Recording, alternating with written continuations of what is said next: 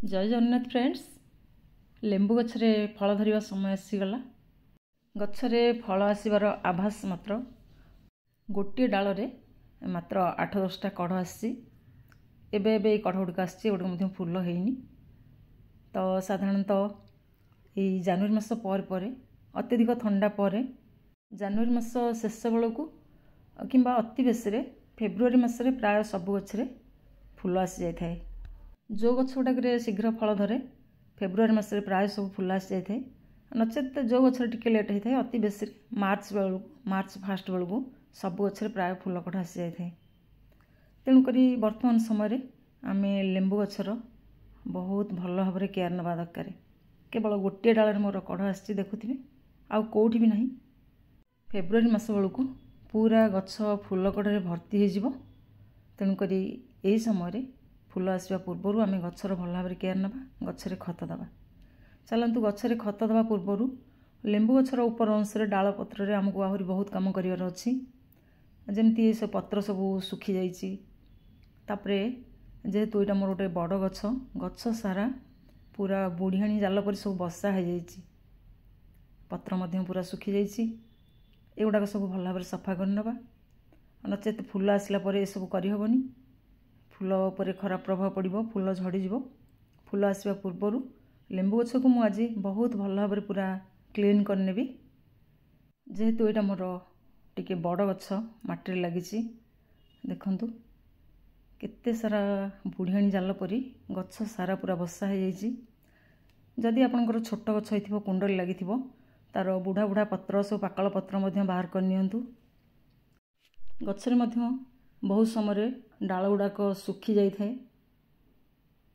यहाँ एमती ही होता है ये नेचुरल प्रक्रिया। बेले बेले डाल सब एमती सुखी जाए। छोट गछ हो बड़ गछ हो कुंडली लागू जहाँ भी हो एमती डाल सुखी जाए ताको आम बाहर करनवा भल भाव। आउ ये तो जेहेतु बड़ गछटा केते सारा डाल सब सुखिकी अच्छी। पूरा भल भाव गचर सुखिला डाल पाचिला पत्र सुखिला पत्र एमती सब बाहर करी से मत टिके समय लगे। पूरा गछ को मु भल भाव सफा कर नेली। बर्तमान डाल को आम टिके सॉफ्ट प्रूनिंग करवा। कुंडर जो गछ लगी से प्रत्येक फल गछ फल धरवा पूर्वर निहाती भाव टिके सॉफ्ट प्रूनिंग दरकार।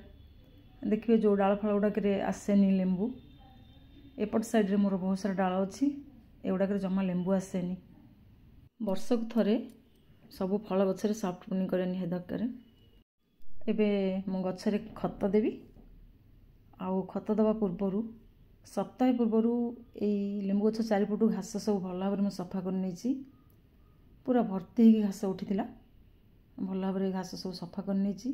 बर्तमान खोली माटी टिके माटी खोलिकी खत देवी। लेंबू गछरू चाखंडे 1.5 चाखंडे छाड़ी आम माटी खोलिबा।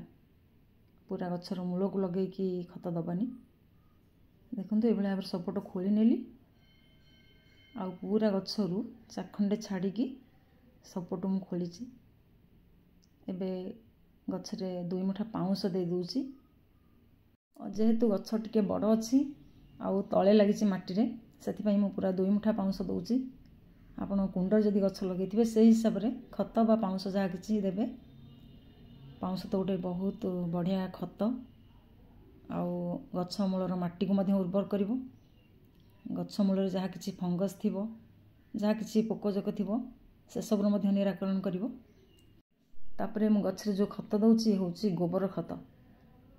मेनली सबू गछ गुड़ाक आम जहाँ खत दे थाउ जहाँ भी चाष कर मुख्य भूमिका थाए गोबर खतर। जोठी गोबर खत मिल पारुनी सेठी वर्मी कंपोस्ट किणिकी आम गछरे दे परिबा।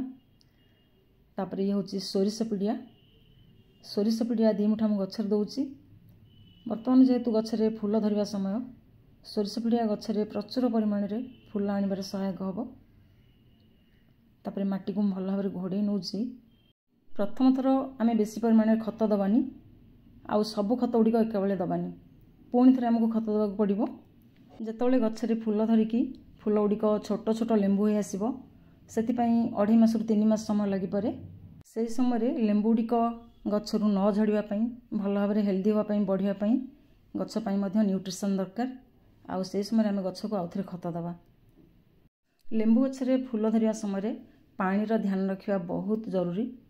जदि बेसी परिमाण रे गछरे पानी हबो ताले लेंबू फूल गुड़िक सब झड़। तेणुक जमा गछरे बेसी परिमाण पानी दिंतुनि। जदि कुंडरे गछ लगे सेतिकी पानी दिंतु जेतिकी दरकार। आउ माटी को अत्यधिक शक्त करके सुखिला पर्यंत रखंतुनि। माटी टिके नरम थिबो पुणी पानी दिंतु आउ अल्प परिमाण पानी दिंतु। गछरे मु टिके पानी स्प्रे कर नउची जेहेतु सॉफ्ट प्रूनिंग करथिली। मझिरे मझिरे हमको एमती डाल पत्र में पानी स्प्रे करवा दरकार।